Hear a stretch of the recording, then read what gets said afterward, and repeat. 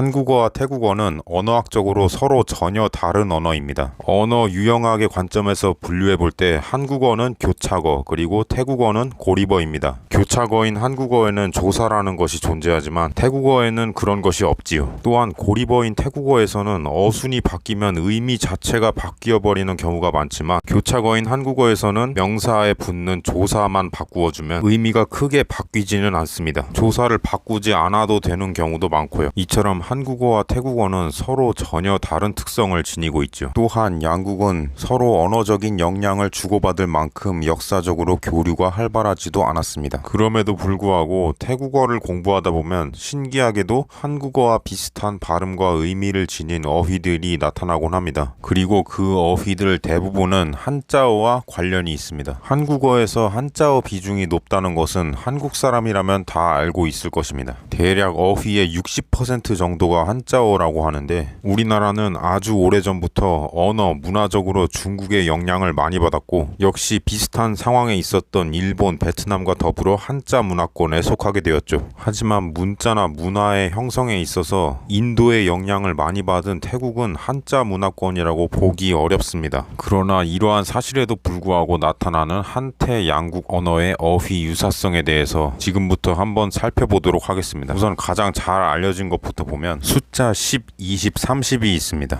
비록 태국 쪽 발음에는 10, 20, 30 이런 식으로 된소리가 들어가긴 하지만 그래도 발음이 상당히 유사한 편이죠. 다만 한국어에서 2와 3 모두 뒤에다가 놓을 수 있는 반면에 태국어에선 쌈만 뒤에 놓을 수 있습니다. 그럼에도 불구하고 태국어 학습자들의 숫자 암기 시간을 줄여준 고마운 유사성이라고 볼 수 있죠. 한국어에서 보통 말을 탈 때 승마라는 표현을 더 자주 쓰지만 가끔씩 기마라는 단어를 쓸 때도 있습니다. 기마민족, 기마병 이럴 때 말이죠. 그런데 태국어에도 기마라는 단어가 있습니다. 한국어와 마찬가지로 말을 탄다는 뜻이죠. 뒤에 붙은 마 또한 말이라는 뜻입니다. 한국어에서 동물, 말을 뜻할 때 쓰이는 한자어 마와 동일하죠. 한국어에서 전투나 경기 등에서 졌을 때 쓰는 동사 패하다의 패, 이 단어는 태국어에도 있습니다. 알레르기 증상이 있을 때 쓰는 단어이기도 하지만 한국어에서처럼 무언가에 졌을 때, 패배했을 때에도 쓰는 패라는 단어입니다. 참고로 이겼을 때 쓰는 단어는 한국과 다릅니다. 태국어에서 손님을 뜻하는 단어로 루카가 자주 쓰이지만 가끔씩 객이라는 단어를 쓰기도 합니다.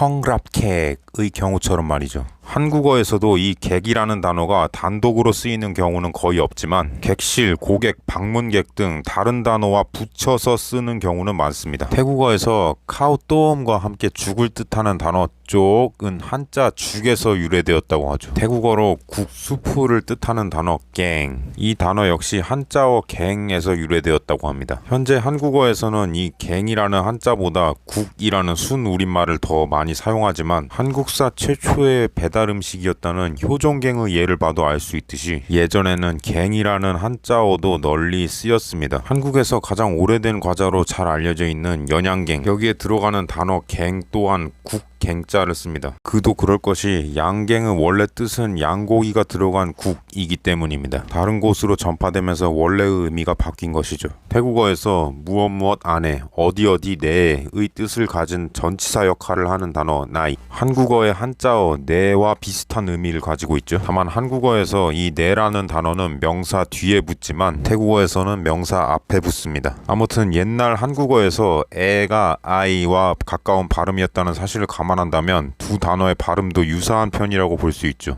또한 무언가를 잡다는 태국어로 짭, 돈을 꾸다는 태국어로 꾸라고 하는데 이처럼 한국어의 동사의 어미를 빼고 어간을 남겼을 때 발음이 비슷해지는 한자어와는 그다지 관련이 없어 보이는 유사성도 있습니다. 그렇지만 양국 언어에서 발견되는 유사한 어휘들은 대부분 한자어와 관련이 있죠. 우리나라에서 한자는 꽤 오래전부터 사용되었으나 현대 한국어의 한자 발음의 근간은 통일신라 시대에 형성된 것으로 추측됩니다. 당시 당나라와의 문화적 교류가 활발해지면서 수나라, 당나라 당시 한자의 소리값을 담은 저룬계 운서음이 도입되었고 이것이 신라의 음운에 맞춰 정착하였으며 조선시대 한자음으로까지 이어졌다는 것이죠. 화면에 나온 한자음의 변천 과정을 보면 일본은 오늘날까지 동일한 소리값을 유지하고 있다는 것을 알 수 있습니다. 3. 그리고 피처럼 태국어 단어와 유사한 어휘도 보입니다. 숫자 3의 유사성에 대해서는 이미 앞에서 이야기를 했고 한자어 가죽 피 같은 경우는 태국어로 피부를 피우라고 하는 것에서 그 유사성을 확인할 수 있죠. 아무튼 그렇다면 중국어 어휘는 태국어 어휘에 언제부터 어떻게 영향을 미치게 된 것일까요? 사실 이 부분에 대해서 정확히 알려진 바는 없고 연구가 좀 더 필요한 부분입니다. 다만 추측하기로는 아주 오래전부터 시작된 중국의 동남아시아 진출과 관련이 있습니다. 송나라가 남양무역을 적극적으로 지지하기 시작한 11세기 이후부터 중국은 본격적으로 동남아시아 무역 진출을 시작합니다. 태국과는 수고타이 시절부터 무역 관계가 시작된 것으로 알려져 있습니다. 그리고 이것은 태국어 어휘에 지대한 영향을 준 산스크리트어가 유입된 시기보다 훨씬 늦은 편이었죠. 19세기 말 이전까지 중국에서는 여성이 해외로 나가는 것을 허용하지 않았습니다. 그래서 초창기 태국에 유입된 중국인들은 전부 남성이었고 태국 토착민 여성과 결혼하여 태국 사회에 정착하게 된 것이죠. 그들이 태국 여성과 결혼하여 낳은 자녀들을 룩진이라고 불렀는데 이미 16세기경부터 아유티야 왕국의 룩진 인구 비율이 왕국 전체 인구의 4분의 1 정도 되었다고 합니다. 중국인들은 태국에서 라마 6세 시대 이전까지는 거의 외국인 취급을 받지 않았고 각종 특혜도 누렸다고 합니다. 이러한 시대적 배경 속에서 중국인들은 태국에서 빠르게 현지화되어 갔을 것이고 그 과정 속에서 중국어